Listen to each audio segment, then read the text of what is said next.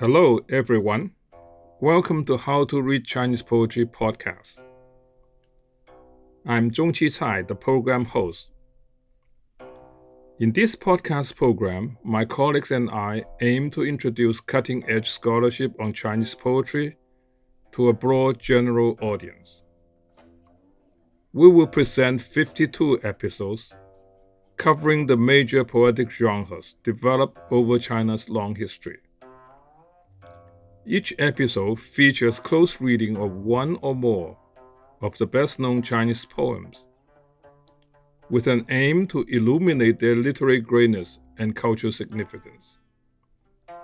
For all the discussed poems, Chinese text, English translation, romanization, and brief notes are provided at our website, howtoreadchinesepoetry.com. By following the 52 episodes, listener will gain a bird's-eye view of the thematic, formal, and generic evolution of Chinese poetry from antiquity to the modern era. Instruct and delight is what we wish to accomplish in each talk. Without further ado, let's begin.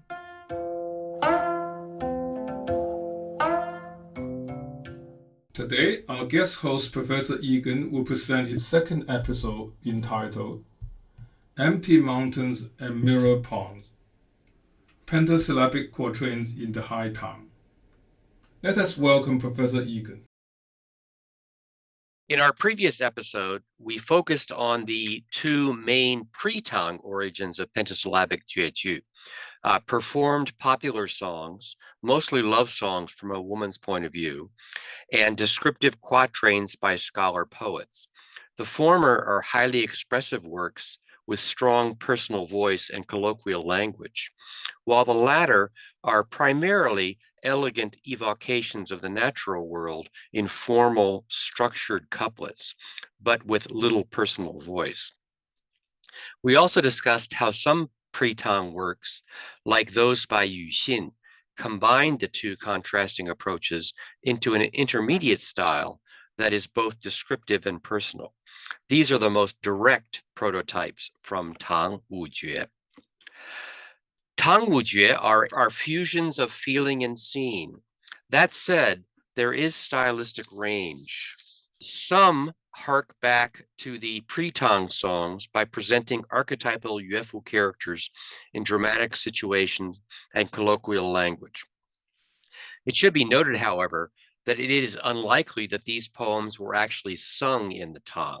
The musical tradition of Six Dynasty's pentasyllabic quatrains and that of the old Han yuefu as well had all but died out by the early Tang Dynasty.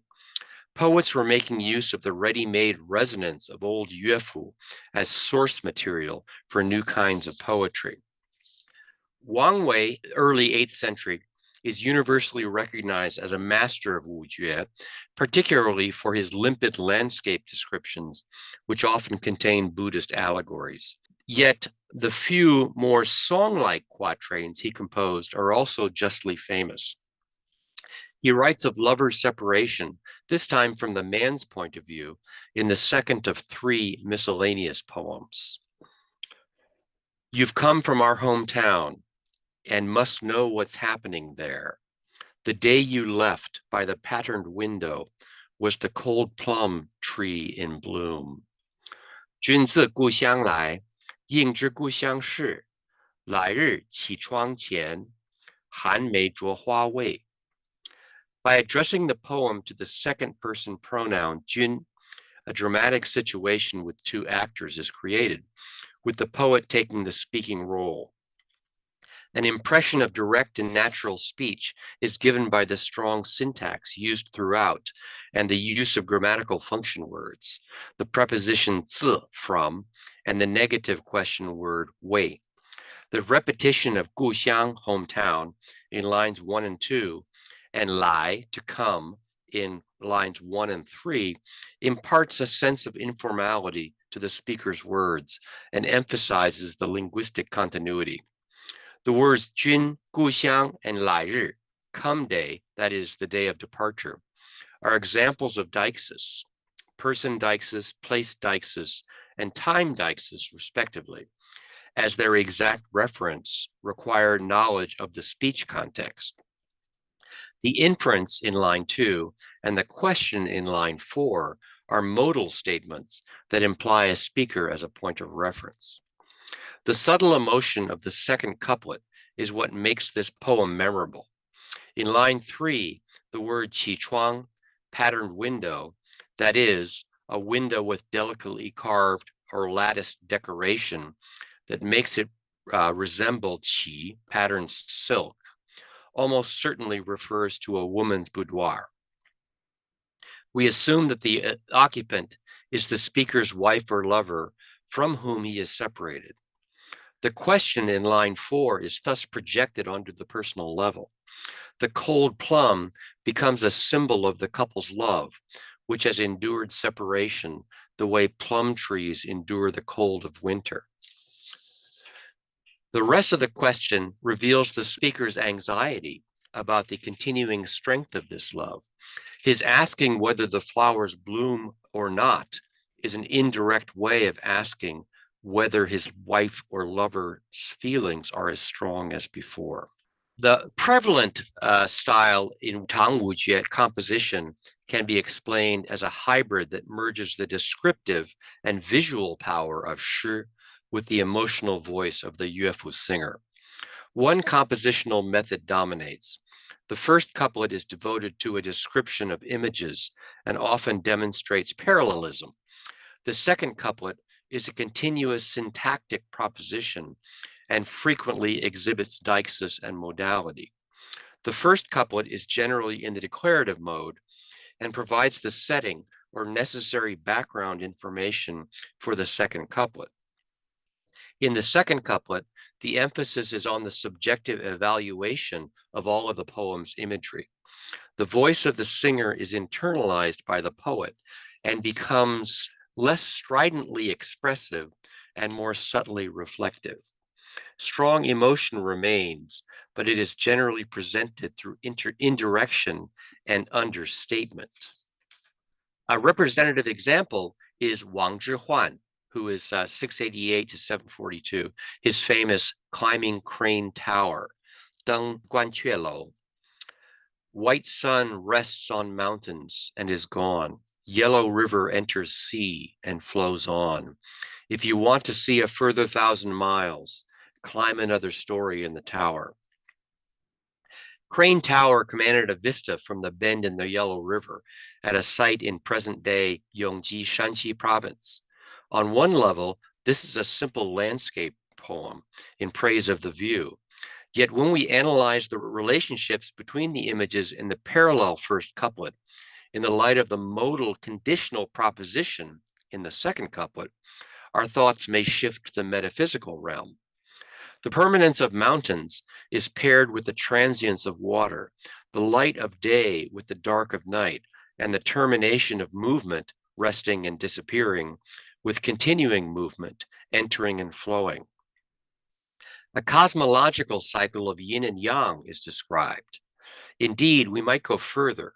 We are exactly at the midpoint in the cycle when yang yields to yin, the point of balance.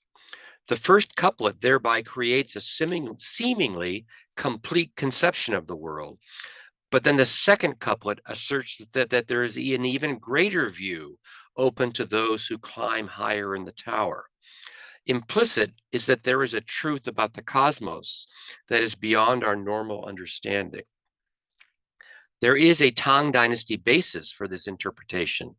Guifeng Zongmi, 780 to 841, both a patriarch of Huayan Buddhism and a major Chan or Zen master, uses the analogy of climbing a 9-story tower to describe the relationship between cultivation and enlightenment. Wang Wei was a devout Buddhist. He studied with the Chan master Dao Guang for 10 years and even converted part of his country estate into a monastery. His landscape poems are characterized by an integrated minimalism. In them, nature is distilled to a few essential images which are harmoniously arranged in a balanced and stable whole that yet pulses with the energy of their interrelationships. An overall impression of direct, unmediated reality is imparted, although in fact the landscapes are idealizations created by Wang Wei's poetic imagination. Following is one of his most famous compositions, The Deer Fence, Lu Chai. On the empty mountain, no one is seen, but the sound of voices is heard. Returning, light enters the deep forest. Again, it shines on the green moss. 空山不见人，但闻人语响。返影入深林，复照青苔上。This deceptively simple poem is in fact more difficult than it looks. One book discusses how 19 different translators have rendered it in 19 different ways, and they were all wrong. What is an empty mountain? Clearly, it is not barren, as we are informed that there is a deep forest there. Kong, or empty, is the Chinese translation of the Sanskrit Buddhist term sunyata. Primarily, the word is a negation, a denial that phenomena have self-existence. That is, permanence independent of causes and conditions. Yet emptiness does not imply nihilism, for it is also empty. Rather, it is a practical term that has meaning only in the context of salvation. In his book, Mahayana Buddhism, Paul Williams has explained, to see entities as empty is to see them as mental constructs, not existing from their own side, and therefore, in that respect, like illusions and hallucinatory objects. Emptiness is the ultimate truth in this tradition, in the sense that what is ultimately true about the object being analyzed, whatever that object may be. Meditation on emptiness leads to the realization of the only permanence or self-existence, which is variously called the Dharma body or law body of the Buddha, Dharmakaya. The Buddha realm, Dharmadhatu, or enlightenment, nirvana. Thus, Wang Wei's empty mountain is the mountain as it really is from the perspective of an enlightened person. As human voices can be heard on this empty mountain, the first couplet as a whole affirms that this truth is not distant from our human world. It is indeed right here among us.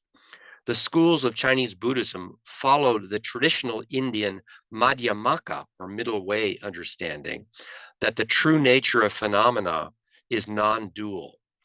All things lie somewhere between the extremes of being and non-being. This is as true for the unconditioned law body as it is for things in this conditioned world. Thus, there is no possible separation between nirvana, the other shore, or enlightenment, and samsara, this shore, or the world of suffering, the round of rebirth. Looked at from another perspective, both nirvana and samsara are empty, thus both are the same. The implication is that all things are related and all are interpenetrated by the law body.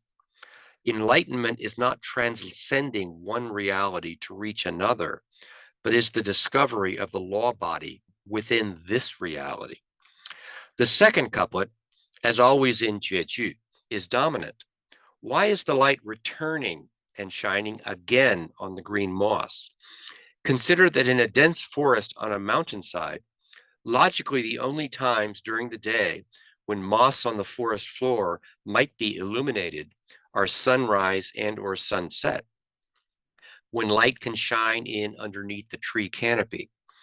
The description Wang Wei presents suggests that this is part of his meaning. Fan ying, returning light, recalls the phrase hui guang fan zhao, returning light shining back, which refers to the glow of colored light in the sky right at sunset. There is something suggestive about the scene. The light seems to purposefully illuminate the moss over and over again. Both the light and the moss become important symbols, but for what? An enlightenment metaphor is at work here. The interpenetration of nirvana and samsara suggests that the law body is innate within us. Indian writers termed this aspect Tathagata, the Buddha essence or the Buddha nature, and held that it is a common possession of all sentient beings. This Buddha nature is, on the one hand, what makes us yearn for nirvana in the first place, and on the other, what makes it possible for us to reach it. Enlightenment does not produce anything. Instead, it is a paring away of illusions caused by ignorance to reveal the Buddha already within us. Chinese Buddhists referred to this realization in many ways, one of which was the borrowed term, Hui Guang Fan Zhao. Here, the returning light shining back illuminates one's original nature. That explains the light, but what of the moss? One feature of early Chinese Buddhism was an expansion of the scope of Tathagata. It came to be viewed as the common endowment of not only sentient beings, but also non-sentient things, everything around us. The idea is implicit in several sutras, but it became a major focus in China, particularly through the influential teachings of the Huayan school. The scholar Edward Kahns has summarized basic Huayan thought as follows. Each particle of dust contains in itself all the Buddha fields and the whole extent of the Dharma element. Every single thought refers to all that was, is, and will be, and the eternal mysterious Dharma can be beheld everywhere because it is equally reflected in all parts of this universe. Each particle of dust is also capable of generating all possible kinds of virtue, and therefore one single object may lead to the unfolding of all the secrets of the entire universe. Although moss is perhaps the most insignificant thing in the forest, Wang Wei presents it as a symbol of absolute truth. Li Bai, 701 to 762, brilliant, insouciant, frequently inebriated, and mostly unemployed, was a master of both the wujue and qijue forms. His quiet night thoughts exemplifies perfect control of structure to create a suggestive closure. Jingye Si. Before my bed, the bright moonlight, I mistake it for frost on the ground. Raising my head, I stare at the bright moon. Lowering my head, I think of home. 床前明月光，已是地上霜。举头望明月，低头思故乡。The first couplet presents an arresting image. The poet is awakened by brightness streaming in the window, and he misinterprets its origin. The moon up above seems to him to be the reflection of frost down below. The second couplet ties the images of moon and frost to the poet's homesickness, and thereby makes them significant. Repeating Ming Yue, bright moon, line 3 directly refers to line 1. As line 3 directly refers to line 1, we expect line 4 to refer to line 2. That is, line 4 in some manner will concern frost on the ground. Frost is not mentioned directly, but with the poet's lowering his head, it is implied. This is because the first couplet has presented a two-part visual scene in which the moon is above and the frost is below. The second couplet repeats the first half of this pattern in line 3. The poet looks up to see the moon. In line 4, the poet looks down, and so we assume the rest of the pattern. The round full moon, which in Chinese poetry often carries connotations of unity and family togetherness, has caused the traveler to lower his head and think of home. Yet his thoughts are permeated by the frost, now transformed into a symbol of homesickness and still carrying its connotations of coldness, harshness, and destructiveness. Thus, the poem has very subtly projected us into the poet's raw emotional state. The first couplet provides the images and structural pattern that are the backbone of the second couplet. However, the second couplet is dominant as it reinterprets what has happened before. Thank you for joining us for this podcast, and we will be carrying on next time with the heptasyllabic quatrain. Good night. Let us thank Professor Egan for such a stimulating talk. We look forward to presenting his third episode on Quatrain next Tuesday.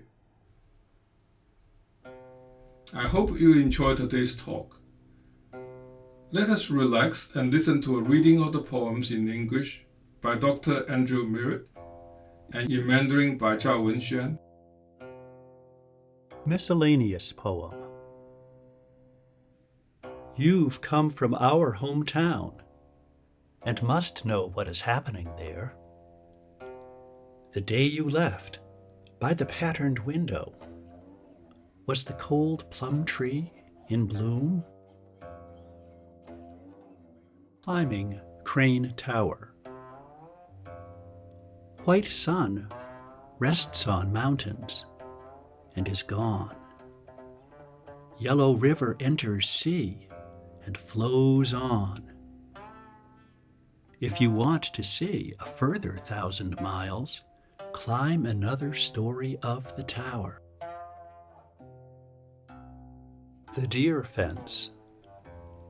On the empty mountain, no one is seen, but the sound of voices is heard. Returning, light enters the deep forest.